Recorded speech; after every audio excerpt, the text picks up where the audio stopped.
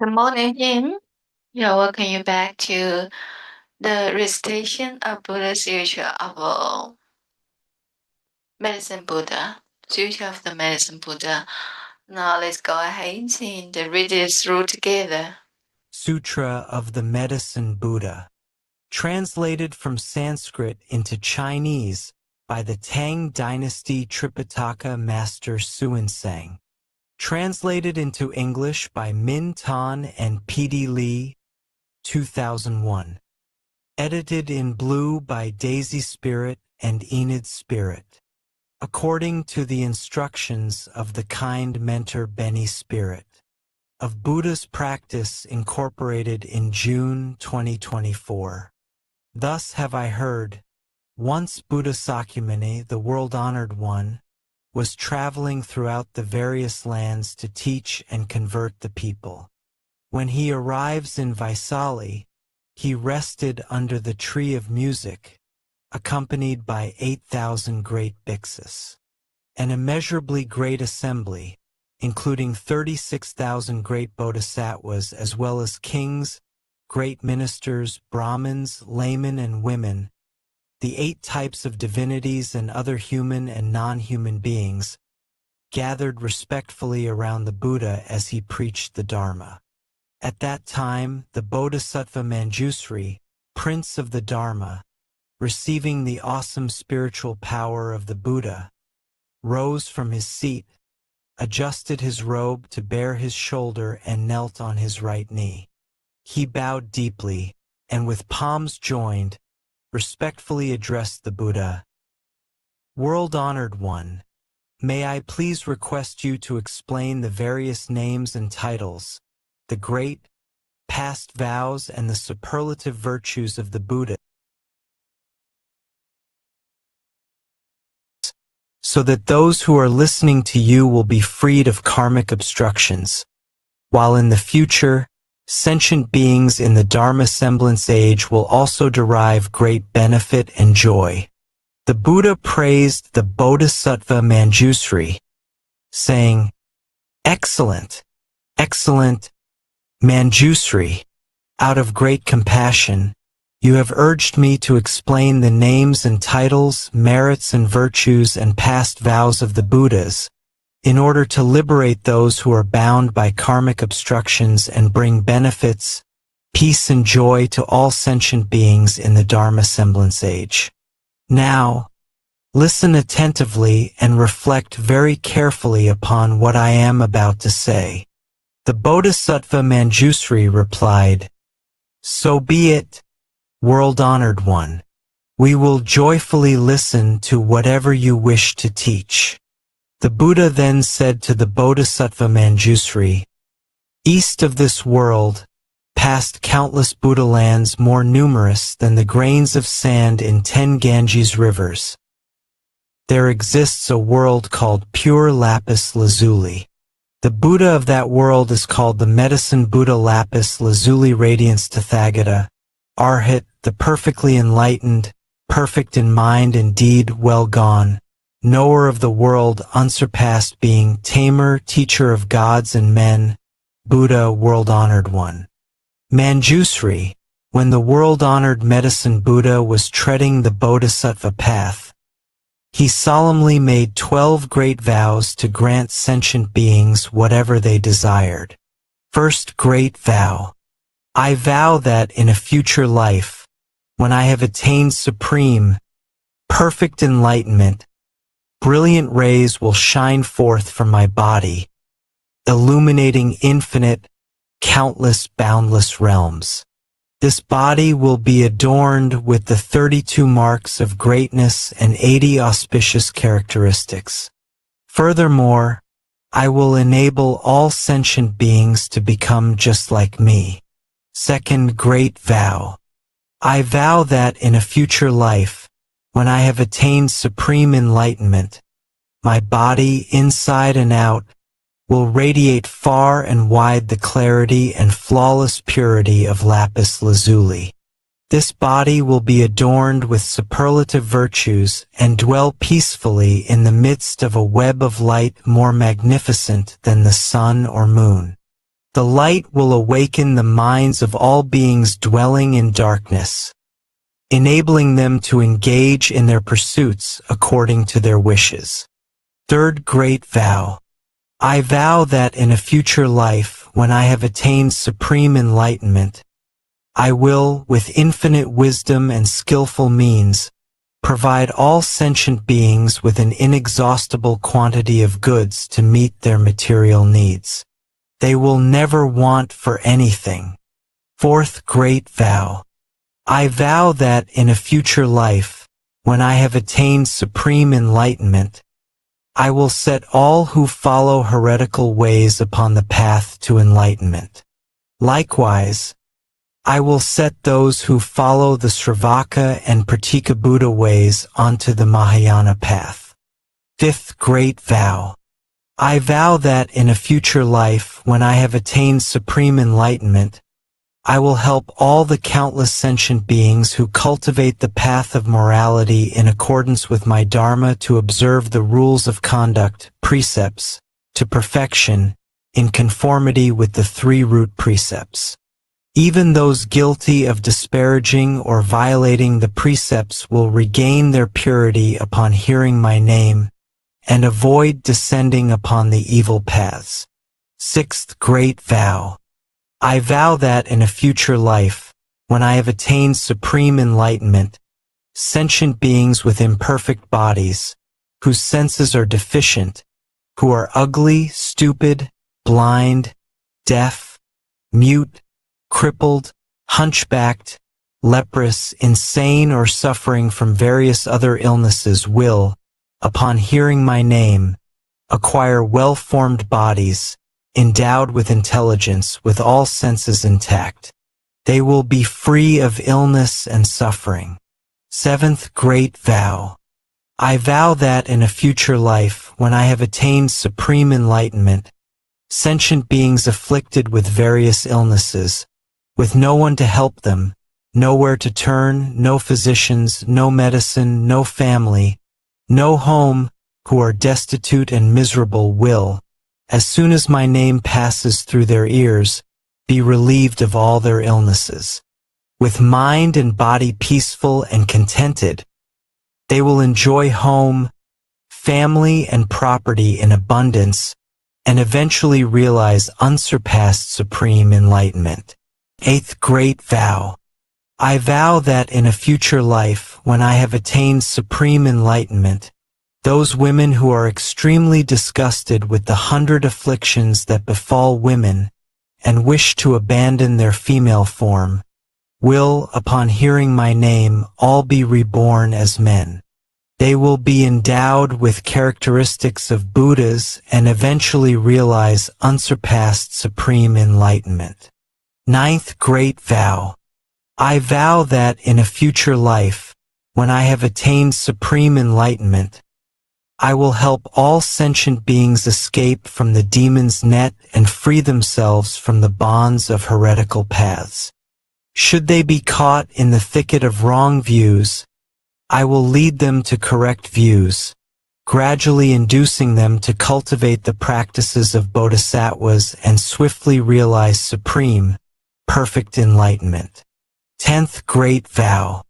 I vow that in a future life, when I have attained supreme enlightenment, those sentient beings who are shackled, beaten, imprisoned, condemned to death or otherwise subjected to countless miseries and humiliations by royal decree, and who are suffering in body and mind from this oppression, need only hear my name to be freed from all these afflictions, thanks to the awesome power of my merits and virtues. 11th Great Vow. I vow that in a future life, when I have attained supreme enlightenment, if sentient beings who are tormented by hunger and thirst, to the point of creating evil karma in their attempts to survive, should succeed in hearing my name, recite it single-mindedly and hold fast to it, I will first satisfy them with the most exquisite food and drink. Ultimately, it is through the flavor of the Dharma that I will establish them in the realm of peace and happiness. 12th Great Vow. I vow that in a future life, when I have attained supreme enlightenment, if sentient beings who are utterly destitute, lacking clothes to protect them from mosquitoes and flies, heat and cold, and are suffering day and night, should hear my name, recite it single-mindedly and hold fast to it, their wishes will be fulfilled. They will immediately receive all manner of exquisite clothing, precious adornments, flower garlands and incense powder, and will enjoy music and entertainment to their heart's content. Manjusri, these are the 12 sublime vows made by the world-honored medicine Buddha Lapis Lazuli Radiance Tathagata, Arhat, the perfectly enlightened, when he was cultivating the Bodhisattva path. Manjusri, as to these great vows made by the medicine Buddha while he was following the Bodhisattva path, as well as the merits, virtues, and adornments of his Buddha land, I cannot possibly describe them all, not even if I were to speak for an aeon or more. However, this Buddha land is utterly pure. You will find no women, no evil paths, nor even cries of suffering there. In this land, the ground is made of lapis lazuli, the boundaries are demarcated with golden cords, the towns, towers, palaces, pavilions, as well as the balconies, windows, and draperies are all made of the 7 treasures. The merits, virtues, and adornments of this realm are identical to those of Amitabha Buddha's pure land in the West. In this land dwell 2 great Bodhisattvas, universal solar radiance and universal lunar radiance. Among the countless Bodhisattvas, they are the leaders. Each in turn will succeed the medicine Buddha and succeed to his true Dharma treasury.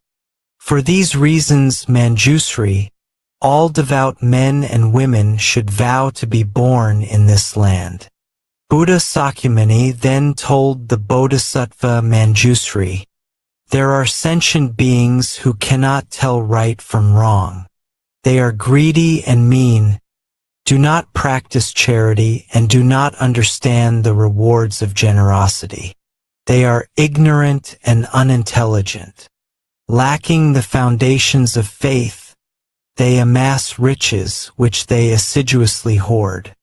Whenever they come across anyone seeking charity, they become annoyed. If forced to give, they feel as much pain and regret as if they were parting with their own flesh. Moreover, there are also countless sentient beings who are miserly and avaricious. They spend time amassing wealth, while not daring to spend it even on themselves, let alone on parents, spouse, children, servants, or beggars. Upon their death, these stingy persons will descend onto the paths of hungry ghosts or animality. However, even though they may suffer such a fate, if in a previous existence in the human realm they happen to hear the name of the medicine Buddha, and now recall and recite his name even briefly, they will immediately vanish from the evil paths to be born once more among humans. However, they will remember their stay on the evil paths and, dreading their past suffering, will cease to wallow in worldly pleasures. They will gladly practice charity themselves, praise others who do so, and will no longer be stingy.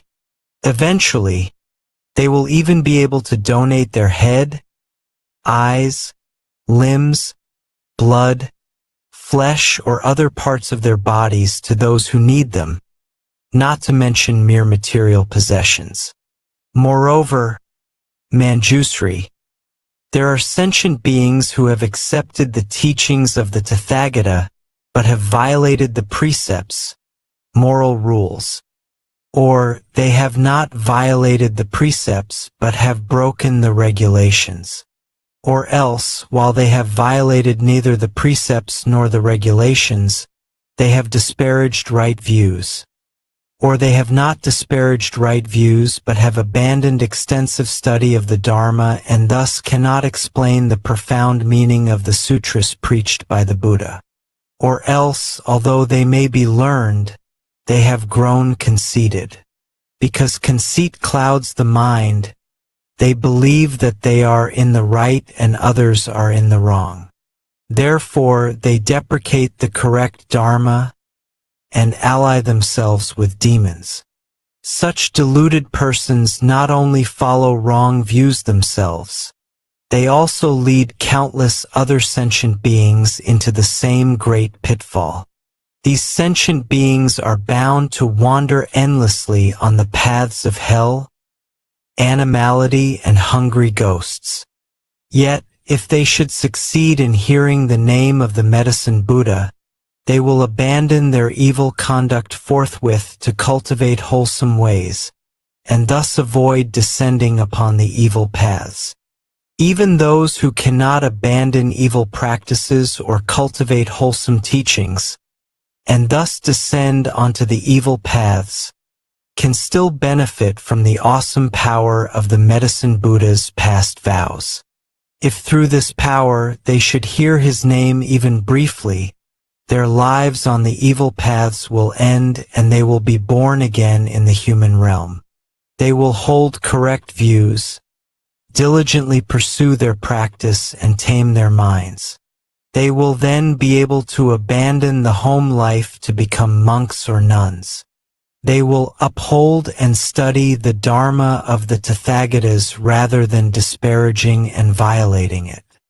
With correct views and extensive study, they will fathom the extremely profound meaning of the teachings, abandon all conceit and cease to disparage the correct Dharma. They will no longer have demons as companions, but will gradually cultivate the practices of Bodhisattvas and swiftly perfect them. Moreover, Manjusri, there are sentient beings who are avaricious, envious, jealous, and accustomed to praising themselves and disparaging others. They are bound to sink onto the three evil paths, suffering intense misery for countless thousands of years. When this intense suffering comes to an end, they will be born in the human world as oxen, horses, donkeys, or camels. Often beaten and mistreated, they will suffer hunger and thirst and constantly travel along the road carrying heavy loads.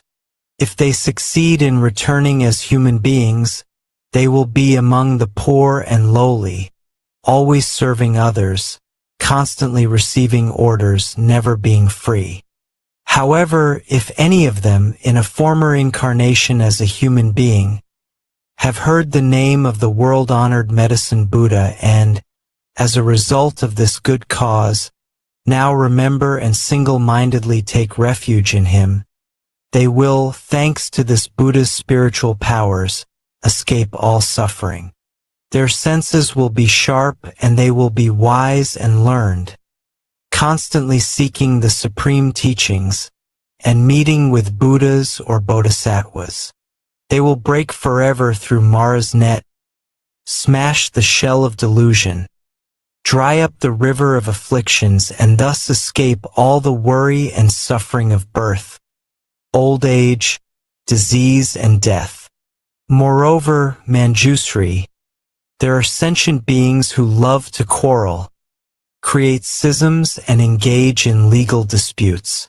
They constantly make themselves and others suffer, creating and increasing all kinds of evil karma with body, speech, and mind. They plot against one another without mercy, while invoking the spirits of mountains, forests, trees, and tombs. They kill sentient beings and use their flesh and blood to propitiate the Yaksa and Rakshasa demons. They may take advantage of various evil or deviant methods to harm others. However, if the victims succeed in hearing the name of the Medicine Buddha, none of these evil practices can harm them. Moreover, Everyone concerned will develop compassionate minds, endeavoring to benefit and bring peace and joy to others. They will abandon their harmful thoughts and their angry, spiteful minds, and all parties will be happy and satisfied with what they have. They will cease to encroach upon others, but will instead seek to benefit one another. Moreover, Manjusri within the fourfold assembly of bhiksus, bhiksunis, upasakas, and upasakas, as well as among other men and women of pure faith, there are those who are able to adhere to the 8 precepts for a full year or for 3 months a year, dedicating these good roots toward rebirth in the Western Pure Land of Amitabha, the Buddha of infinite life, so as to listen to the correct Dharma. If their rebirth in the Pure Land is still uncertain, but they hear the name of the world-honored Medicine Buddha, then, at the time of death, 8 great Bodhisattvas, namely Manjusri, Avalokitesvara, Mahasthamaprapta, Akshayamati, Ratnakandana, Vaishajyaraja, Vaishajya and Maitreya will traverse space and descend to show them the way. They will thereupon be reborn spontaneously in jeweled flowers of many hues. Moreover, there are those who are born in the celestial realms, thanks to hearing the name of the Medicine Buddha. Despite their birth in the celestial realms, their good roots are still not exhausted, and thus they will not be born again on the evil paths. When their lifespan in the celestial realms comes to an end, they may return to the human world as wheel-turning kings, ruling over the 4 continents around Mount Sumeru. With awesome virtues and ease, they will set countless hundreds of thousands of sentient beings onto the path of the 10 virtues. Or else, such persons may be born as Kshatriyas, the military ruling class, or Brahmins or laymen of great families, with abundant wealth and overflowing granaries and storehouses.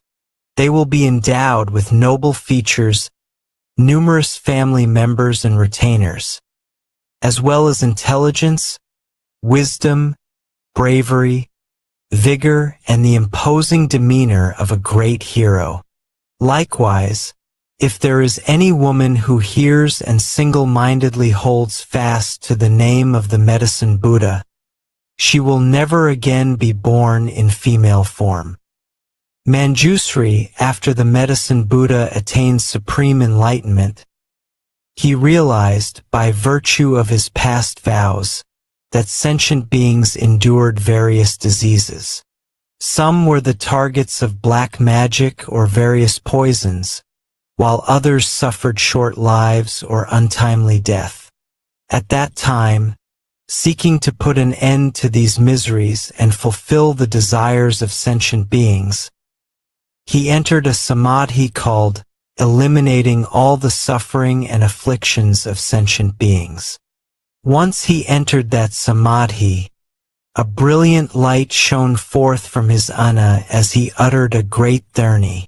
Namo Bhagavate Vaishajaya Guru Vedurya Prabharjaya Tathagataya. Art hate Samyak Sambadhaya Tadayatha. Om Vaishaji Vaishajya Samadgate Svaha. As soon as the Medicine Buddha, in his radiance, had uttered this dharni, the entire cosmos rumbled and shook. Brilliant lights shone forth, allowing all sentient beings to escape disease and suffering and enjoy peace and happiness.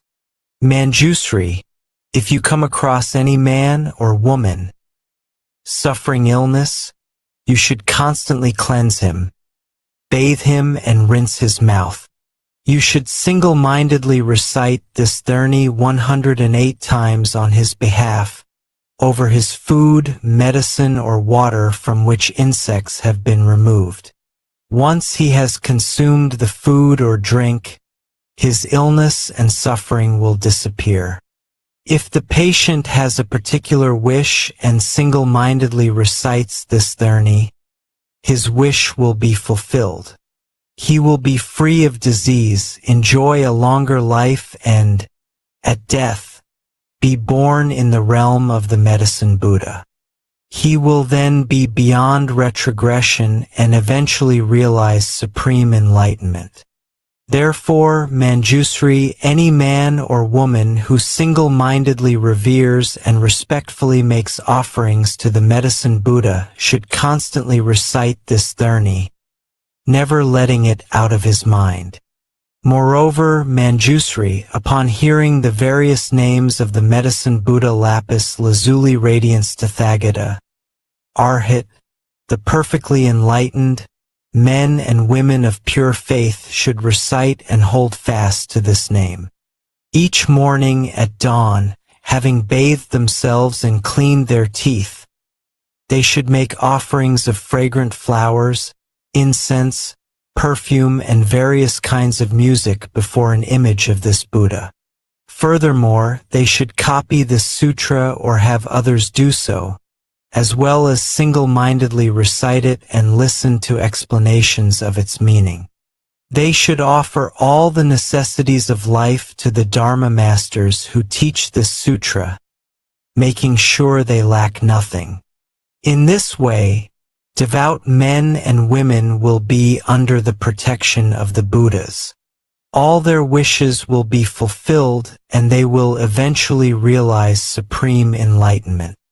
The Bodhisattva Manjusri then respectfully addressed the Buddha, O world-honored one, I vow that in the Dharma semblance age, I will use every skillful means to help men and women of pure faith hear the name of the world-honored Medicine Buddha. Even in their sleep, I will awaken their consciousness with the name of this Buddha. O world-honored one, if any devout person should read, recite and uphold this sutra or lecture upon it, explaining its meaning to others, or copy it or have others copy it, or if they should pay it the utmost reverence, adorning it with fragrant flowers, perfumes, incense powder and sticks, garlands, necklaces, banners, canopies, dance and music, and protecting it with precious, multicolored cloth, and if they should prepare a clean site, erect a high altar and place the sutra upon it, the four great celestial kings, their retinues as well as countless hundreds of thousands of other divinities, will thereupon proceed to this place to make offerings and guard this sutra. World-honored one, wherever this treasure of a sutra has spread and there are people capable of upholding it, you should know that, thanks to the Medicine Buddha's past vows, his virtues and the power of his name, the place will be free of untimely death. In that place, there will no longer be evil demons or spirits to sap the vital energy of the people. Even if there were, these devout men and women would recover, enjoying good health and peace of mind. The Buddha then spoke to Manjusri, So be it, Manjusri. It is just as you say. If men and women of pure faith wish to make offerings to the world-honored Medicine Buddha, they should first make an image of this Buddha, and then place it upon a pure, clean altar.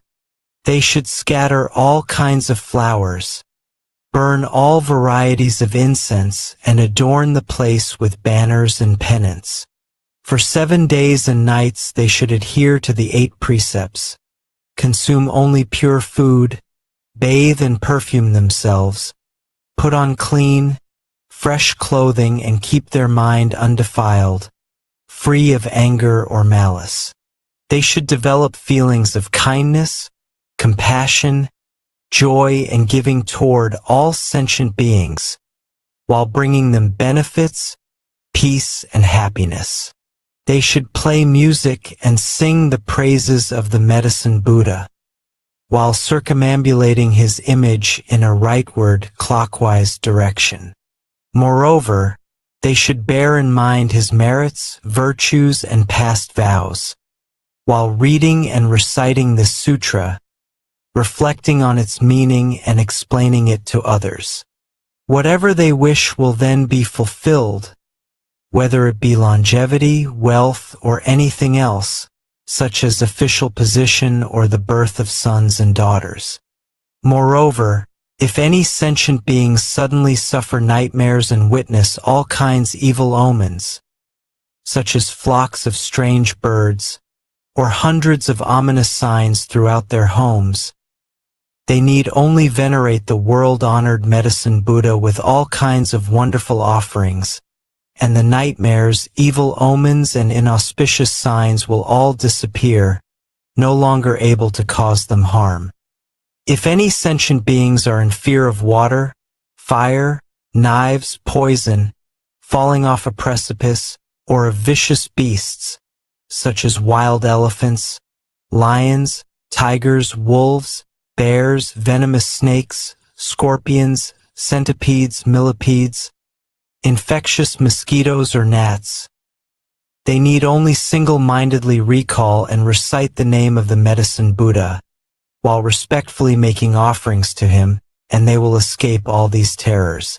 If a country should be subject to foreign invasion, banditry, or rebellion, the inhabitants need only recall and recite the name of the Medicine Buddha, while paying homage to him, and all these calamities will likewise disappear.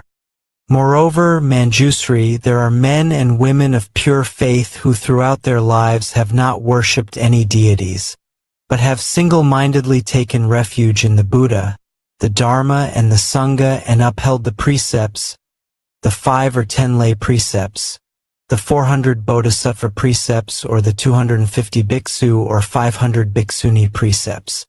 However, if any of them have violated the precepts they have taken and fear falling onto an evil path, they should concentrate on reciting the name of the Medicine Buddha and respectfully make offerings to him. They will then certainly avoid rebirth on the 3 evil paths. If women who experience extreme pain during childbirth can, with utmost sincerity, recite the name of the Medicine Buddha, praise, venerate, and make offerings to him, they will be relieved of their suffering. The children born to them will be without defects, attractive in appearance, causing those who see them to rejoice. They will be endowed with keen senses and intelligence, along with a quiet disposition. They will seldom become ill, nor will evil spirits sap their vital energy. The world-honored one then asked Ananda, I have just extolled the merits and virtues of the world-honored Medicine Buddha. These merits and virtues are the extremely profound practices of all Buddhas, but are difficult to explain. Do you have faith in them or not? Ananda respectfully replied, O great virtuous world-honored one, I do not have any doubts about the sutras preached by the Tathagatas. Why? It is because the Tathagatas' karma of body, speech, and mind are all pure. O world-honored one, the sun and the moon may fall, Mount Sumeru, the majestic king of mountains, may tremble, but the words of the Buddhas can never change. O world-honored one, some sentient beings, whose roots of faith are deficient, may hear of the sublime practices of the Buddhas and think, how can we obtain these merits, virtues, and great advantages just by reciting the name of the Medicine Buddha alone? Because of this lack of faith, they even develop disparaging thoughts, thus forfeiting great benefits and remaining in the long, dark night of ignorance. They descend onto the evil paths, revolving along them without end. The Buddha then said to Ananda, if these sentient beings should hear the name of the world-honored Medicine Buddha, single-mindedly recite and hold fast to it without harboring doubts, then it will be impossible for them to sink onto the evil paths. O Ananda, These extremely profound practices of the Buddhas are difficult to believe in, difficult to understand. Yet you are now able to accept them. You should realize that this is all due to the awesome power of the Tathagatas. O Ananda! Even the Sravakas, Prataka Buddhas, and Bodhisattvas who have not reached the 10 grounds, stages, cannot understand and believe in this truth. Only the Bodhisattvas who are one lifetime away from Buddhahood can. O Ananda! A human rebirth is difficult to achieve. However, to believe in, respect, and honor the Triple Jewel is even more difficult. To hear the name of the world-honored Medicine Buddha is more difficult still. O Ananda, the Medicine Buddha has cultivated countless bodhisattva practices, employed countless skillful means, and made countless far-reaching vows. If I were to take an aeon or more to recount them, the aeon would come to an end before I could exhaustively describe all these wonderful practices, vows, and skillful means.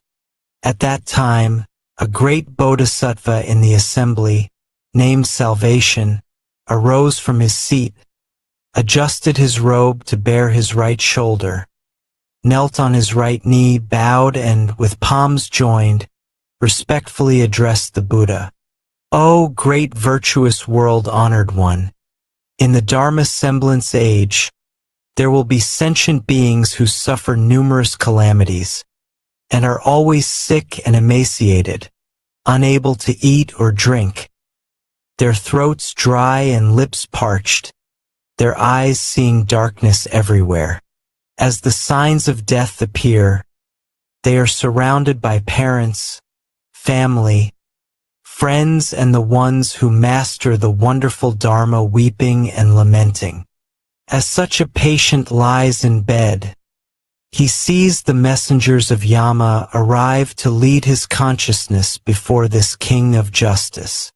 Now, all sentient beings have inborn spirits who record everything they do, both their transgressions and their merits. These spirits then present the patient's entire record to King Yama. At that time, the king questions the dying person and tabulates his good and bad karma before deciding upon his fate. If, at that point, the relatives and the ones who are proficient in wonderful dharma of the patient are able to take refuge in the world-honored Medicine Buddha on his behalf, invite monks and nuns to recite this sutra, light 7-tiered lamps, and hang multicolored longevity banners, his consciousness may return then and there, and he will see himself clearly as though in a dream. Or else, after 7, 21, 35, or 49 days, when his consciousness returns, as if awakening from a dream, he will recall his good and bad karma and the consequences thereof. Having personally witnessed the consequences of karma, he will never again create evil karma, even if his life is in danger. Therefore, men and women of pure faith should uphold the name of the Medicine Buddha, venerate and make offerings to him according to their means. Ananda then asked the Bodhisattva Salvation, "Good man, how should we venerate and make offerings to the world-honored Medicine Buddha, and how should we make the longevity penance and lamps?" The Bodhisattva Salvation replied, "Virtuous one, in order to help the patient recover, you should adhere to the 8 precepts for 7 days and 7 nights, make offerings of food, drink, and other necessities to a group of monks and nuns in accordance with your means, pay homage and respectfully make offerings to the world-honored Medicine Buddha 6 times a day, and recite this sutra 49 times. You should light 49 lamps, make 7 images of the Medicine Buddha and place 7 lamps, each as large as a cartwheel, before each image, letting them burn continuously for 49 days and nights. You should also make multicolored banners, 49 hand lengths long. Furthermore, you should release 49 species of animals, thus sparing their lives. The patient may then escape danger and will not be under the sway of evil demons, nor subject to untimely death. Moreover, Ananda, when the anointed Kshatriya kings find themselves beset by calamities, such as epidemics, foreign invasion, internal insurrection, an adverse alignment of the stars, an eclipse of the sun or the moon, unseasonable storms, or a failure of the monsoons, they should develop compassionate feelings toward all sentient beings. They should also pardon prisoners and make offerings to the world-honored Medicine Buddha in accordance with the rites described earlier. Thanks to these good roots and the power of the Medicine Buddha's past vows, peace and stability will immediately return to the affected countries. The rains and winds will be favorable. Crops will be ripe on time and everyone will be healthy and happy. The country will be free of evil yakshas out to harm the populace. All the evil omens will immediately disappear, and these anointed Kshatriya kings will enjoy greater longevity and vitality, finer appearance as well as greater health and freedom than ever before. O Ananda, the queens, consorts, princesses, royal heirs, great ministers, court ladies, officials or commoners who suffer disease and other misfortunes should also make offerings to the Medicine Buddha. They should make multicolored longevity banners, light lamps, ensuring that they burn continuously, liberate all kinds of animals, scatter flowers of various colors, and burn various kinds of incense renowned for their fragrance. They will then recover from disease and escape misfortune. Ananda then asked the Bodhisattva salvation, "Good man, how can an expiring lifespan be lengthened?"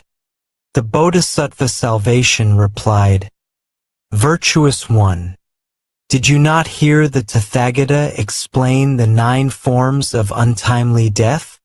I would urge everyone to make longevity banners and lamps and cultivate merits and virtues. Thanks to such cultivation, they will escape suffering and misfortune throughout their lives." Ananda further asked, "What are the 9 forms of untimely death?"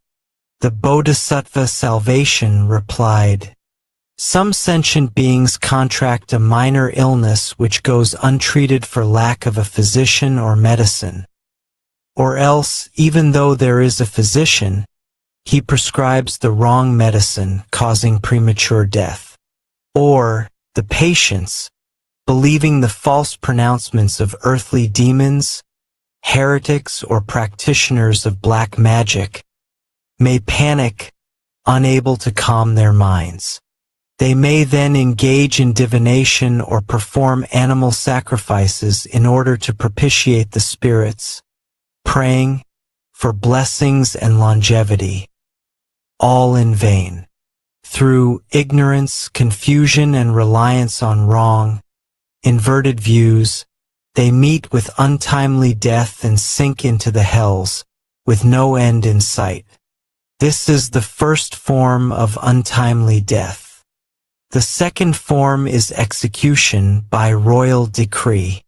The third is losing one's vitality to the demons through hunting, gambling, debauchery, drunkenness, or extreme dissipation. The fourth is death by fire. The fifth is death by drowning. The sixth is being devoured by wild animals. The seventh is falling off a mountain or a cliff. The eighth is death by poison, incantations, evil mantras, or demons raised from the dead. The ninth is from hunger or thirst, for lack of food and water. These are the 9 forms of untimely death. mentioned by the Tathagatas. There are also countless other forms which are too numerous to describe. Moreover, Ananda, King Yama is responsible for keeping the karmic register of everyone in the world. If sentient beings have been unfilial, committed the 5 cardinal sins, disparaged the triple jewel, broken the laws of the land, or violated the major precepts, King Yama will mete out punishment according to the infraction. Therefore, I urge sentient beings to light lamps, make banners, liberate animals, and cultivate merits in order to avoid suffering and misfortune. At that time, there were 12 powerful Yaksa generals in the great assembly named Kambira, Vajra, Mahira, Andira, Anila, Sundila, Indra, Padra, Makura, Sindura, Katura, and Vikarala. Each was accompanied by a retinue of 7,000 yaksas. They all raised their voices in unison and said respectfully to the Buddha, "O world-honored one, today, thanks to the Buddha's awesome power, we have succeeded in hearing the name of the Medicine Buddha and no longer fear descending onto the evil paths. Together, with one mind, we take refuge in the Buddha, the Dharma, and the Sangha for the rest of our lives and pledge to support all sentient beings, bringing them genuine benefits and joy." Wherever this sutra circulates or wherever there are sentient beings who hold fast to the name of the Medicine Buddha and respectfully make offerings to him, whether in villages, towns, kingdoms, or in the wilderness, we will all protect them. We will release them from all suffering and calamities and see to it that all their wishes are fulfilled. Sentient beings afflicted by disease or calamity and wishing to escape should also read or recite this sutra. They should knot our names with multicolored strands, untying them when their wishes are fulfilled. Thereupon, Buddha Sakyamuni praised the great Yaksa generals with these words, good indeed, great Yaksa generals. Those of you who wish to repay the benevolence and the virtues of the world-honored Medicine Buddha should always benefit and bring joy to all sentient beings in this way. Ananda then asked the Buddha, "World-honored one, what should we call this teaching, and how should we adhere to it and put it into practice?" Buddha Sakyamuni replied to Ananda, "This teaching is called the past vows, merits, and virtues of the Medicine Buddha, or the journey of the vows of the 12 Yaksa generals to benefit sentient beings or eradicating of all karmic obstacles. You should uphold it as such." When Buddha Sakyamuni finished speaking, the great Bodhisattvas, as well as the great Sravakas, kings, ministers, Brahmins, laypersons, Devas, Nagas, Yaksas, Gandharvas, Asuras, Garudas, Kinnaras, Maharagas, and other human and non-human beings all rejoiced at the Buddha's words. They faithfully accepted them and put them into practice.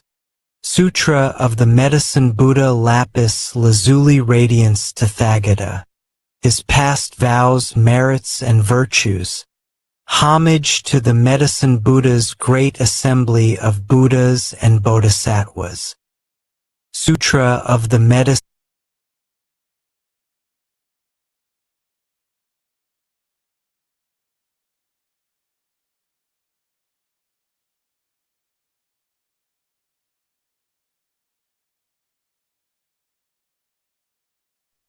Yes, thank you so much for your time, Ali and Jin. Homage to the great assembly of Sutra Medicine Buddha's great assembly of Buddhas and Bodhisattvas, and also homage to our fundamental teacher, Shakyamuni. and also homage to our dearest kind mentor, Benny. So that's all for today. Thank you for being with me to go through the whole sutra. Catch you up tomorrow. Bye.